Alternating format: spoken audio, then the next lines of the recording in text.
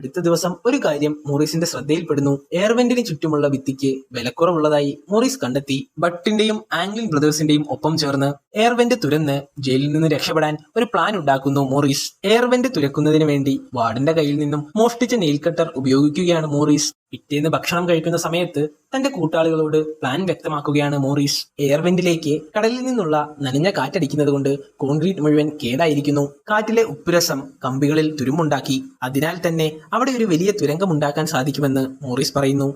മുമ്പേ തന്നെ ഒരു അക്കോഡിയൻ ജയിൽ ഉദ്യോഗസ്ഥരോട് മോറിസ് ആവശ്യപ്പെട്ടിരുന്നു. ആ അക്കോഡിയൻ ഉപയോഗിച്ച് പുറത്തുനിന്ന് കാണാത്ത രീതിയിൽ ആ തുരങ്കം മറയ്ക്കാൻ സാധിക്കും. തുരങ്കം ഉണ്ടാക്കിയതിനു ശേഷം രാത്രിയിൽ അവിടെ നിന്ന് രക്ഷപ്പെടാൻ മോറിസ് പദ്ധതിയിട്ടു. അതിനായി ഓരോരുത്തരെയും ഓരോ ജോലികൾ ഏൽപ്പിക്കുന്നു മോറിസ്. പോലീസ് ഉദ്യോഗസ്ഥരെ കബളിപ്പിക്കുന്നതിനായി കൃത്രിമമായി മനുഷ്യരുടെ തലകൾ ഉണ്ടാക്കണമെന്ന് മോറിസ് പറയുന്നു. അതിനായി കയ്യിൽ കിട്ടുന്ന പേപ്പർ, പ്ലാസ്റ്റേഴ്സ് അതെല്ലാം ശേഖരിക്കാൻ കൂട്ടാളികളോട് മോറിസ് ആവശ്യപ്പെടുന്നു. ആംഗ്ലിൻ ബ്രദേഴ്സിൽ ഒരാൾ ബാർബർ ഷോപ്പിലായിരുന്നു ജോലി ചെയ്തുകൊണ്ടിരുന്നത്. അതുകൊണ്ട് തന്നെ അയാളോട് കുറച്ചധികം മുടികൾ കളക്ട് ചെയ്യാൻ മോറിസ് ആവശ്യപ്പെടുന്നു. കൃത്രിമമായി ഉണ്ടാക്കിയ തലകളിൽ ഫിറ്റ് ചെയ്യാനായിരുന്നു അത്. രണ്ടാമത്തെ സഹോദരൻ തുണിക്കടയിൽ വർക്ക് ചെയ്യുന്നത് കൊണ്ട് തന്നെ കുറച്ചധികം തുണികളും അതുപോലെ തന്നെ റെയിൻകോട്ടും മോഷ്ടിക്കാൻ മോറിസ് ആവശ്യപ്പെടുന്നു. ജയിലിൽ നിന്ന് രക്ഷപ്പെട്ട ശേഷം ഒരു വള്ളം ഉണ്ടാക്കി അതിൽ കൂടെ കടൽ കടക്കാനായിരുന്നു മോറിസിന്റെ പദ്ധതി. അടുത്ത ദിവസം തന്നെ അവർ തുരങ്കം ഉണ്ടാക്കാൻ ആരംഭിച്ചു. നെയിൽ കട്ടർ ഉപയോഗിച്ച് തുരക്കുമ്പോൾ വളരെയധികം ബുദ്ധിമുട്ട് അവർ നേരിട്ടു.